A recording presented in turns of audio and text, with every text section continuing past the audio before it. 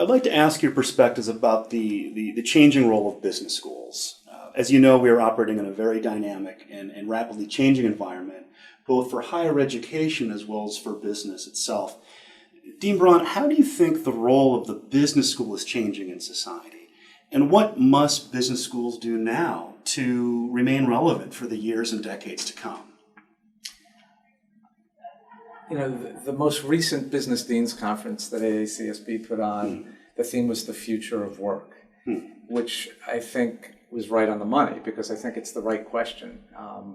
And I think the opening plenary speaker who wrote the Second Machine Age made the point that everything that was anticipated in 2004 to continue to be done by human beings, no matter what the evolution of computers was going to be, that by 2014, computers had the capacity to do all the things that in 2004 we thought human beings would always have to do. I think that's a really important and profound consideration when we think about where business schools have to evolve to. The specifics of the disciplines, the specifics of the roles that people are going to play are going to continue to change at a pretty good rate. And so obviously students need to be taught the basic disciplines, the vocabulary, the conceptual thinking behind business. Those things are not going to change. The fundamentals are going to be the fundamentals, but the specifics are not going to be the specifics.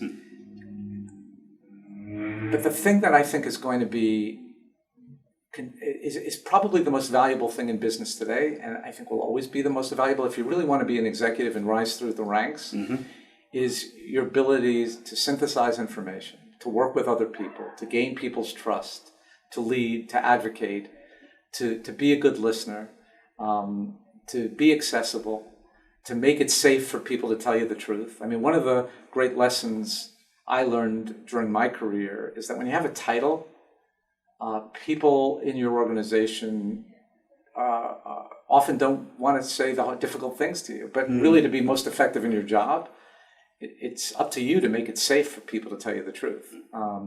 And so those kinds of interpersonal skills, that kind of psychological thinking, that kind of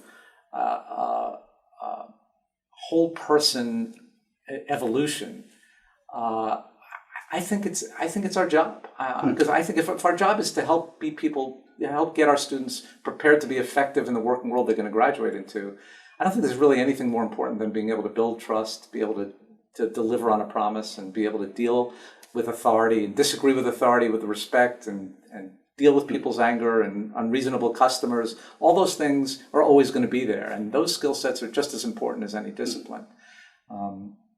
So I think those personal skills are really at the heart of it. And that's not easy, because no business school is really structured to do that. So that's why we invented the PACE path, because that's going to give us the situational learning opportunities where we can mentor students. So the whole mentorship, life coaching, situational learning, hands-on experiences, I think experiential learning is going to be where most of the important lessons get learned. Quick question about the rate of change, and I think your background before becoming a business dean, seeing the rate of change in the business world, some see it as moving much more quickly than the rate of change in academia. Can you talk about that differential and how business schools might be more adaptable or receptive to change? Well, I think one of the questions that is often talked about at AACSB meetings is how do we become even more relevant as a group to the business world? And I think one of the things we have to continue to evolve is the alignment between the standards for accreditation and the priorities of employers. Because until those things are aligned, AACSB is not going to become more relevant to employers. So that's one piece of the puzzle. One of the issues is that the structure for governance of business and the structure for governance for academic institutions are completely different. And businesses are increasingly about being nimble and about being able to move on a dime to meet competition. Academic institutions have a committee system, and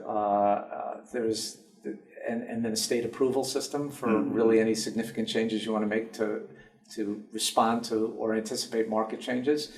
So almost anything we do takes at least a year to implement, to get it through the committees, to get it to the state, to chase the state for a response. It's I wish I had a silver bullet for that, but I don't know. I think it's really trying to anticipate 2-3 years down the road what you're going to need to do. So you're working on it now is the best solution I've ever come up with.